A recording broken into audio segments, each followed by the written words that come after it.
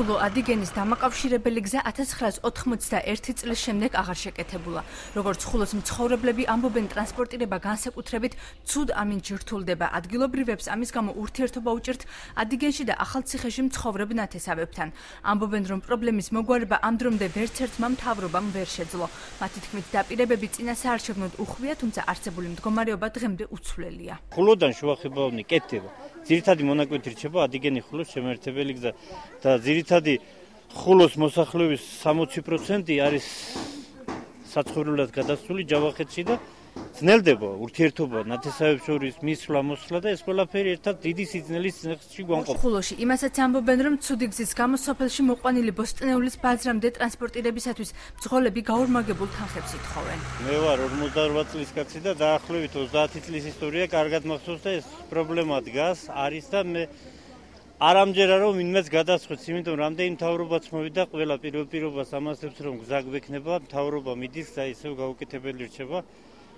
მოგეხსენებათ, რომ აქედან ბაზრამდე არის 100 კილომეტრი, ხალხი გაწამაწიაშია, ძვირი უჯდება პროდუქციის გადატანა, ეს ყველაფერი აისახება გლეხის ჯიბეზე.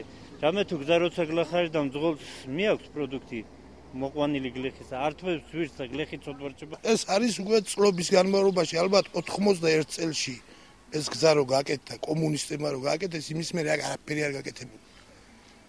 არის გაუსაზრისი მდგომარეობა. ვინც მოვიდა, ყველას ვეუბნებით, ვეხვეწებით, რომ გზა, ხალხო გზა, გზაზეა ლაპარაკი, ხო? არაფერი რა, აროჩე შედეგი დღემდე არაფერი არ ყოფილა, არაფერი არ კეთდება. პრობლემა მუნიციპალიტეტის გამგეობისთვის ცნობილია. აქ გვითხრეს, რომ უწყება საავტომობილო გზის რეაბილიტაციის საკითხზე აქტიურად მუშაობს. როდის დაიწყება ხულო ადიგენის დამაკავშირებელი გზის რეაბილიტაცია, თამაზ აბაშიძე ვერ აკონკრეტებს. ხულო ახალციხის საავტომობილო მაგისტრალი არის საქართველოს საგზაო დეპარტამენტის კუთვნილებად. თვითონ შესაბამისი სამუშაოები იგეგმება დეპარტამენტის მიერ.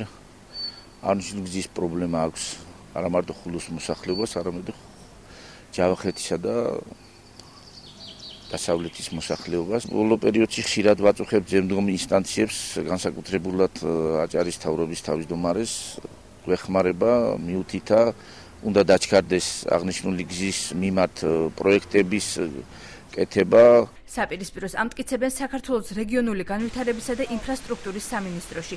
უწყების პრეს-ცენტრის ცნობით აღნიშნული გზის რეაბილიტაციის საკითხი ამ ეტაპზე არ განიხილება. სხვა დამატებითი დეტალების გასაჯაროებაზე და კომენტარზე უწყებაში უარი გვითხრეს.